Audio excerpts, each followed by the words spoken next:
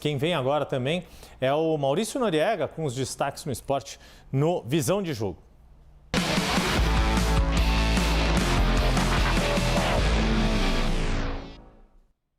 Nori, boa tarde, bem-vindo aqui. A gente precisa falar sobre o Campeonato Brasileiro porque a CBF deixou para o dia 27 uma reunião para discutir a possível paralisação da Série A.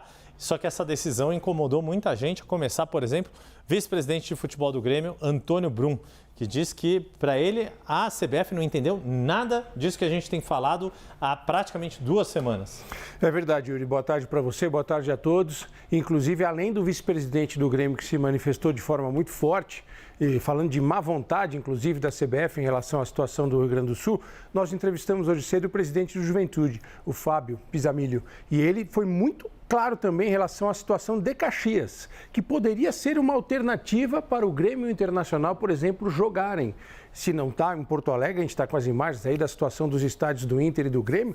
Ele diz que a situação em Caxias, como a CNN tem informado durante todo o dia, também é muito difícil, com tremor de terra, deslizamento, queda de pontes. Então ele não tem como prever, embora existam conversas que não são conversas oficiais entre Inter, Grêmio, Juventude e Caxias, mas ele não tem como prever se é possível que a cidade de Caxias do Sul, que é a segunda cidade mais populosa do Rio Grande do Sul, ela possa receber esses clubes e, inclusive, despachar voos do próprio Juventude, porque o aeroporto de Caxias, você e o Nakagawa mostravam aqui, é um aeroporto que sofre muito com as questões climáticas também. Vira e mexe, ele fecha. Então é dramático e o pior disso tudo, Yuri, porque a CBF, eu acho que a CBF transferiu a responsabilidade para os clubes. Faltou a CBF coragem para matar no peito a situação e resolver e tomar uma decisão. Fazer um papel de coordenação. Claro. Porque aí os clubes, cada um acabou defendendo o seu próprio interesse. Eles são divididos para discutir direito de transmissão. A própria Liga Forte, que se manifestou publicamente favorável à paralisação do campeonato, o presidente do Juventude falou para a gente aqui, e ele é da Liga Forte, que não existe um consenso interno quanto a isso. Embora seja manifestado de forma oficial que há um consenso, esse consenso não existe. E há uma outra questão, Yuri, que eu quero colocar para você e para todos que estão com a gente aqui na CNN.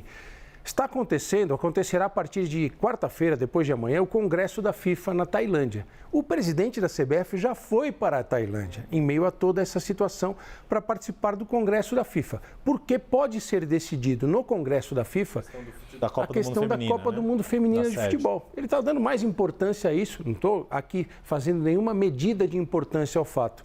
Mas eu entendo que há uma questão emergencial que é o Campeonato Brasileiro. E a CBF meio que lavou as mãos e empurrou para o dia 27 de maio. Enquanto isso, os 9 clubes gaúchos envolvidos nas 4 divisões de Campeonato Brasileiro estão parados e ninguém sabe o que vai acontecer com eles. É possível até se projetar a seguinte situação. Será que não é melhor proteger esses clubes de alguma forma, evitar que eles sejam rebaixados, por exemplo? Aí vai dar uma outra confusão, porque aí os outros que não vão topar. Porque você vai ter que mexer no número de participantes do campeonato, se envolve congresso técnico, leis, né?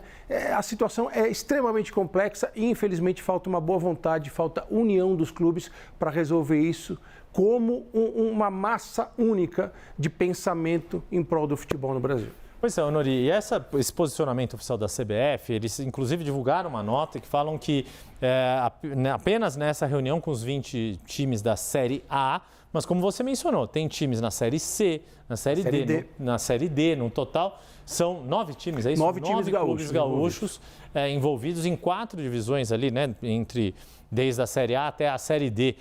Por que se decidiu fazer essa divisão? Só os da elite podem opinar nessa história? Os das divisões que não são a Série A vão ter que ir a reboque numa situação como essa? É uma questão de influência política, né? Muito se decide, muito se conversa em relação à Série A do Campeonato Brasileiro, que é a mais importante, que envolve os times mais importantes.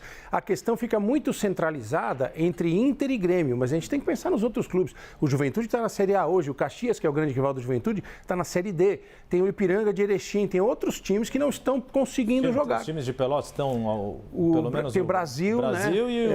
Tem o Pelotas também. Né? São 9 times no total. Não, e que são 2 dos times ali que fazem a segunda maior rivalidade do Sul. Alguns dizem maior do que várias outras rivalidades de outros estados. Exato, Yuri. Infelizmente, essa decisão, a CBF lavou as mãos e transferiu para os clubes numa data, 27 de maio, que é até quando estão paralisadas as atividades dos clubes gaúchos.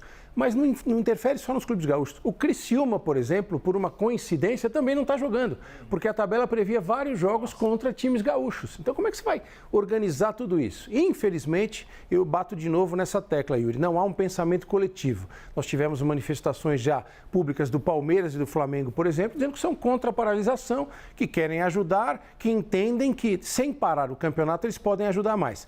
Não sou o dono da verdade, não tenho solução para esse problema, mas acho que ela só virá se os clubes pensarem numa forma única, pensarem no produto que todos eles administram, que é o futebol. Exato, a divergência de opinião, até porque não existe fórmula pronta para se lidar com uma situação como essa, ninguém podia imaginar uma catástrofe dessa dimensão.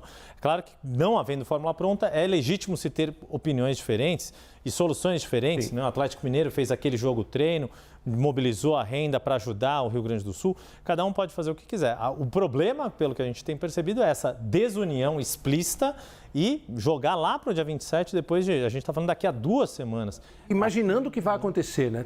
Exato, é quase como que a natureza resolver. O que vai acontecer? A situação vai piorar, a situação será resolvida. Lá na frente nós vamos pensar sobre isso. Eu acho que falta um pouquinho para os clubes que não estão envolvidos nessa tragédia do Rio Grande do Sul tentar pensar, se fosse com eles, se fosse em São Paulo, se fosse no Rio, se fosse na Bahia, se fosse em Minas, qual seria a postura?